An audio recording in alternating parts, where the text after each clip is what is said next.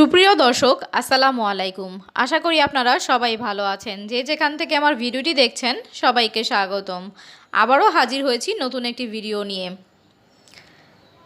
আশা করছি আমার এই ভিডিওটি আপনাদের ভালো লাগবে। আমি আজ তৈরি করে দেখাবো বাসায় কিভাবে আটা দিয়ে তন্দুরুটি তৈরি করতে হয়। বাসায় যদি এই নাস্তাটি তৈরি করতে পারেন তাহলে সকালে আর হোটেলে গিয়ে লাইন ধরে দাঁড়িয়ে থেকে তারপর নাস্তা আনতে হবে না। চলুন তাহলে দেখে নিই কীভাবে আমি নাস্তাটি তৈরি করে নিলাম। তন্দুর রুটিটি তৈরি করার জন্য প্রথমে আমি একটি বলে 2 টেবিল চামচ চিনি নিয়ে নিলাম। নিব 1 টেবিল চামচ ইস্ট, দিয়ে দিব পরিমাণ মতো লবণ, দিয়ে দিব 1 কাপ কুসুম গরম পানি। এখন এটাকে 10 মিনিটের জন্য অ্যাক্টিভ হতে দিয়ে দিব। দেখতেই পাচ্ছেন 10 মিনিট পরে আমার ইস্টটা কিন্তু ফুলে গিয়েছে।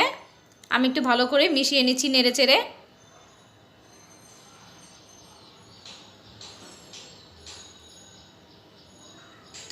এখন এর মধ্যে আমি 2 কাপ আটা চেলে দিয়ে দিব।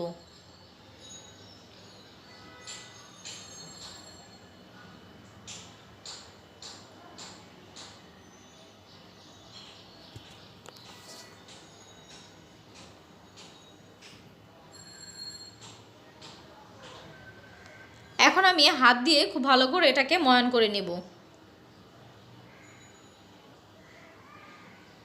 এখানে 2 কাপ আটার জন্য 1 কাপ পানি নিয়েছি। এ পর্যায়ে দিয়ে দিব 1 টেবিল চামচ সয়াবিন তেল।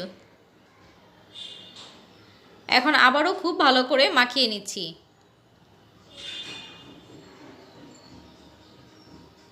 এ পর্যায়ে দেখতে বা ধরতে অনেকটা নরম মনে হবে, কিন্তু আমরা যখন এটাকে রেস্টে রেখে দিব তখন আর এটা নরম থাকবে না বা হাতে লাগবে না। এটা খুব নরম করেই তৈরি করতে হবে, তা না হলে কিন্তু রুটিগুলো সফট হবে না।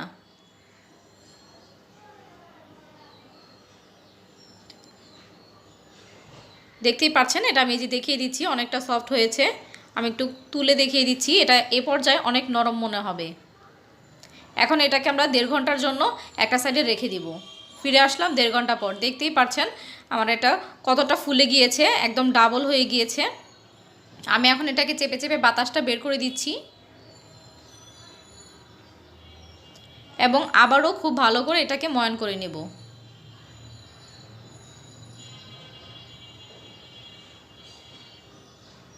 আমি বাটি থেকে এটাকে নিচে নিয়ে নিলাম এবং এটাকে খুব ভালো করে এখন আমি মেখে নেব।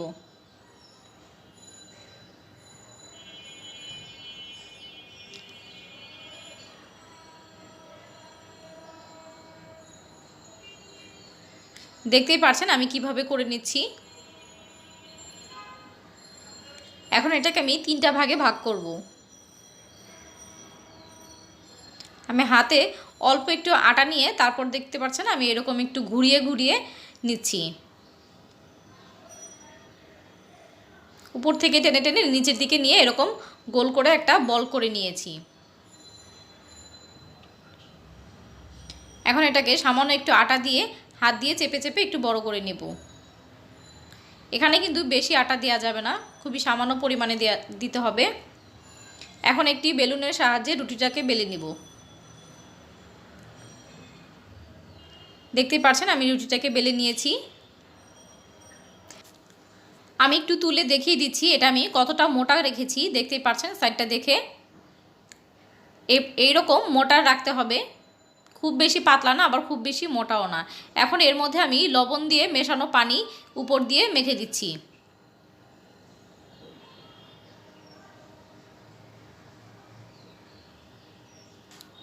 আমি এইরকম একটা পুরানো তাওয়ার মধ্যে রুটিটাকে ভেজে নিব।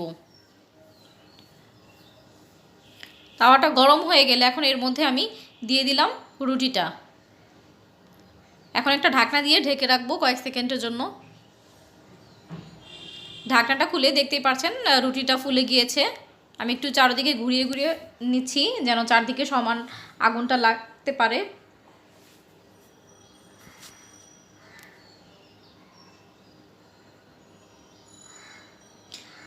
আমি এখন তাওয়াটাকে উল্টে দিচ্ছি এবং চারদিকে এরকম ঘুরিয়ে ঘুরিয়ে আমি ব্রাউন করে একটা কালার নিয়ে আসব। এই তো দেখতে পাচ্ছেন ব্রাউন কালার হচ্ছে।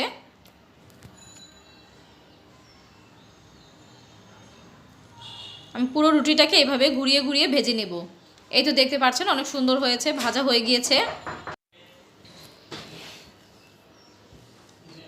আমি এখন একটা খুরচুনের সাহায্যে রুটিটাকে তুলে নেব। খুরচুন দিয়ে এরকম একটু খোঁচা দিলেই রুটিটা উঠে আসবে। আমি আরও একটি রুটি তৈরি করে দেখাচ্ছি একইভাবে।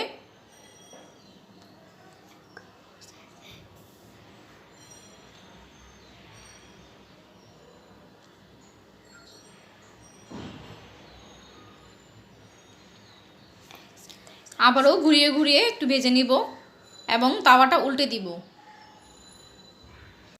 এই রুটিগুলো যদি ফ্রাই প্যানে করতে চান তাহলে কিন্তু হবে না, কারণ ওটা ফ্রাই প্যানটা একটু পিছিল টাইপের থাকে, যে কারণে ওটাতে থাকবে না, একটু পড়ে যাওয়ার সম্ভাবনা থাকে। আর এইরকম লোহার কড়াইতে বা লোহার তাওয়াতে যদি তৈরি করেন তাহলে এটা ইজিলি খুব সুন্দরভাবে হয়ে যাবে। দেখতে পাচ্ছেন আমার রুটিগুলো কিন্তু তৈরি হয়ে গিয়েছে। আমি এখন রুটিগুলো নামিয়ে দেখিয়ে দিচ্ছি।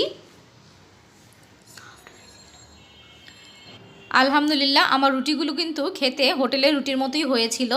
আপনারাও চাইলে বাসায় এভাবে ট্রাই করতে পারেন। আমার এই ভিডিওটি যদি আপনাদের ভালো লেগে থাকে তাহলে অবশ্যই লাইক কমেন্ট শেয়ার করে দিবেন। আপনাদের কোনো মতামত থাকলে অবশ্যই কমেন্ট করে আমাকে জানাবেন। আশা করছি আমার এই ভিডিওটি আপনাদের ভালো লাগবে। আমার চ্যানেলে যারা নতুন আছেন তারা অবশ্যই আমার চ্যানেলটিকে সাবস্ক্রাইব করে রাখবেন এবং অল বাটনে ক্লিক করে রাখবেন যেন আমি ভিডিও দেওয়ার সাথে সাথে নোটিফিকেশন পেয়ে যান। আর যারা অলরেডি আমার চ্যানেলটিকে সাবস্ক্রাইব করেছেন তাদেরকে অসংখ্য ধন্যবাদ। আবারও হাজির হব নতুন কোনো ভিডিও নিয়ে। আজ এই পর্যন্তই। আল্লাহ হাফেজ।